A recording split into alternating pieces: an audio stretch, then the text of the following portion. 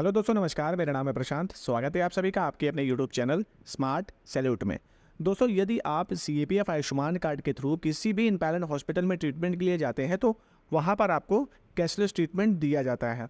यदि आप cashless treatment करा रहे हैं तो आपको पता ही होगा कि उसमें आपको पैसे नहीं देने पड़ते हैं, लेकिन कभी कभार ऐसा हो जाता है कि कुछ ऐसे ट्रीटमेंट या कुछ ऐसी मेडिसिन होती हैं जिसमें आपको पैसे खर्च करने पड़ जाते हैं। अब सवाल ये उठ जाता है कि आपका आधा ट्रीटमेंट तो फ्री में हो गया और कुछ का ट्रीटमेंट का आपने पैसे पे कर दिए हैं। अब जब आप ऑनलाइन क्लेम करेंगे तो वो पैसा आपको कैसे मिलेगा, क्योंकि आधा तो फ्री में है और आधा पेमेंट का है। तो इस कंडीशन में आप कैसे क्लेम करेंगे, ये आज इस वीडियो में मैं आपको बताने वाला हूँ। तो जानने के लिए बने रहिएगा वीडियो पे। चैनल पे नए हैं तो चैनल को सब्सक्राइब कर लीजिएगा, बेल आइकन भी प्रेस कर लीजिएगा ताकि मेरे आने वाली वीडियो की नोटिफिकेशन आपको टाइम से मिल जाएंगे। तो चलिए बिना देरी करते हुए वीडियो को स्टार्ट करते हैं।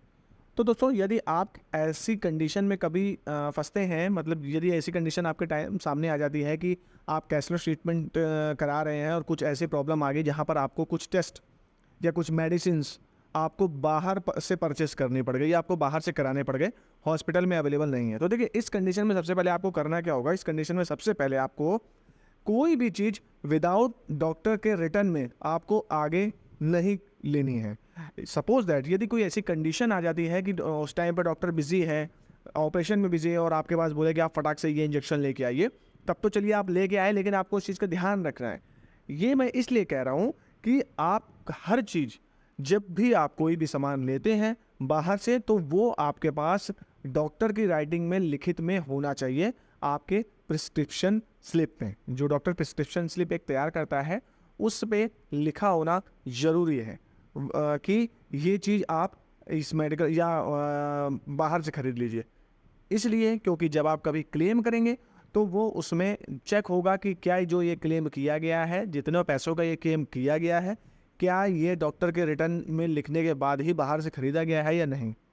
क्यों इसमें लिखने से यही फ़ायदा होता है कि हाँ, ये डॉक्टर ने बोला है, इसके बाद आपने बाहर से लिया है। और यदि डॉक्टर उसमें नहीं लिख रहा है तो फिर आप इससे उतना ये बोल दीजिए कि आप मुझे ऐसा करिए कि लेटर पैड में आप ये लिख दीजिए कि ये टेस्ट और ये मेडिसिन मैंने बाहर से परचेस करी है या इन्होंने बाहर से परचेस करी है, हमारे हॉस्पिटल में ये चीज़ अवेलेबल नहीं है, इस कारण से इन्होंने बाहर से परचेस करी है। तो भी आपका ये जो क्लेम का पैसा है इसमें दिक्कत नहीं आएगी, आपके क्लेम में किसी प्रकार की कोई प्रॉब्लम नहीं आएगी। अदरवाइज़ अगर आप लिखाएंगे नहीं तो हो सकता है प्रॉब्लम आ जाए। सबसे पहले तो ये हो गया।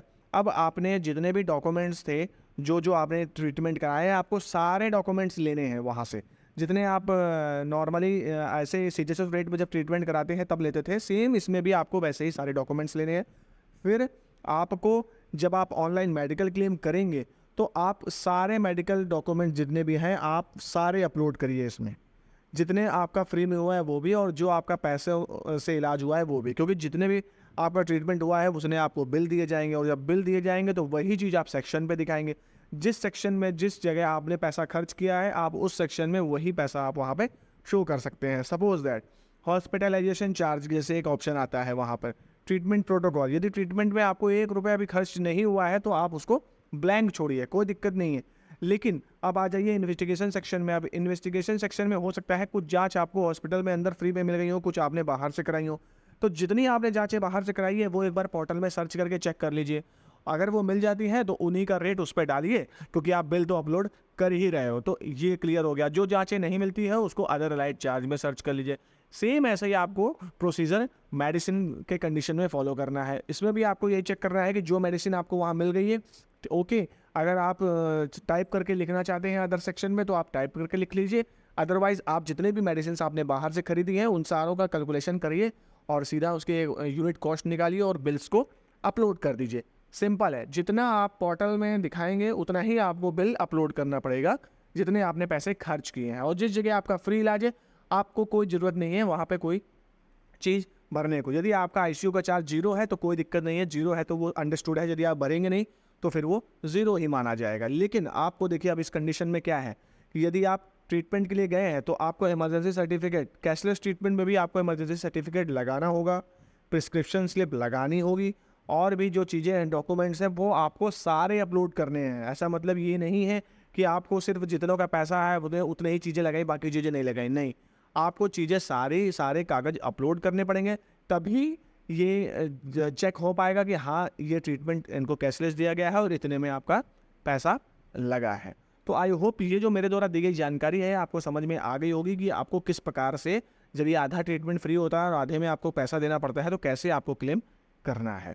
तो वीडियो पसंद आया तो प्लीज़ वीडियो को लाइक शेयर कमेंट जरूर करिए। मिलते हैं अगले वीडियो में, तब तक के लिए जय हिंद जय भारत।